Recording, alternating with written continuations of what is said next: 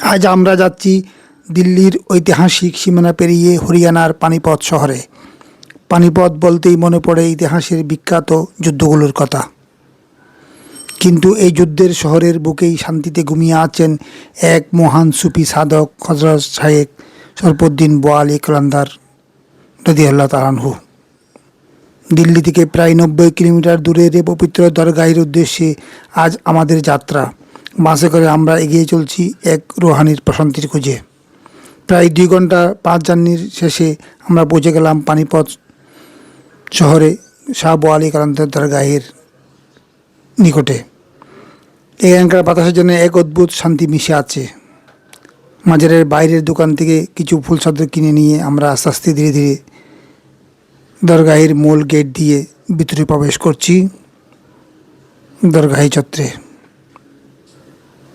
Viewers, আপনারা দেখতে পাচ্ছেন এটি সেই শাহ আলী বোয়ালি কালান্দারের দরগাহের মেন গেট।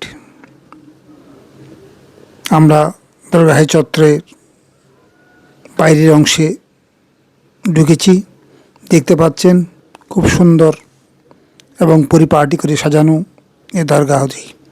ভিতরে আসতেই চোখ জুড়িয়ে গেল এর শান্ত ও শুভ্র পরিবেশ। প্রায় 700 বছরের বেশি পুরনো এই দরগাহ।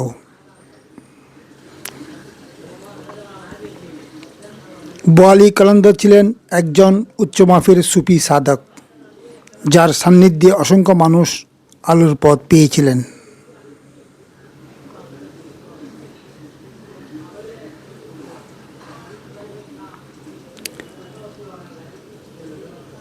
এবং প্রথমবার ওনার দরগাহে এসে নিজেকে খুবই ধন্য মনে করছি।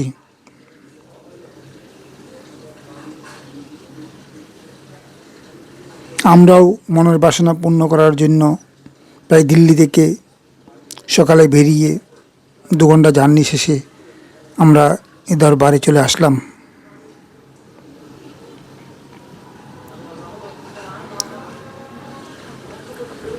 আমরা এখন মূল দরগাহের ভিতরে প্রবেশ করছি এবং মনের বাসনা নিয়ে এই সুফি সাধকের দরগাহ জিয়ারত করছি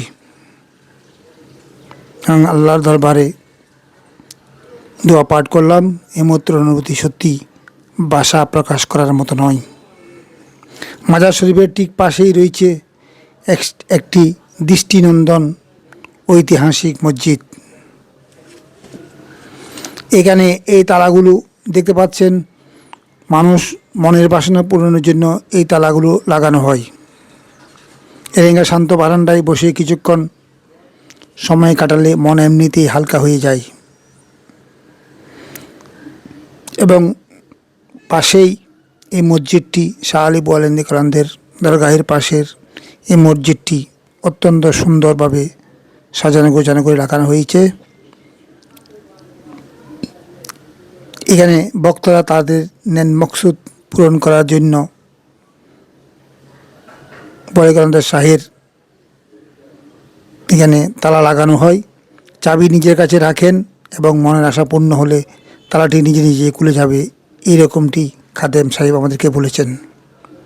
দেখতে দেখতে দিন শেষ হয়ে গেল আমাদের যাত্রা। শাহ আলী বোয়ালি কালান্দার শাহের মূল গেট দেখতে পাচ্ছেন। মানুষজন বিভিন্ন দূর দূরান্ত থেকে আসছেন ওনার মাজার এক নজর দেখার জন্য এবং জিয়ারত পর্ব সারার জন্য।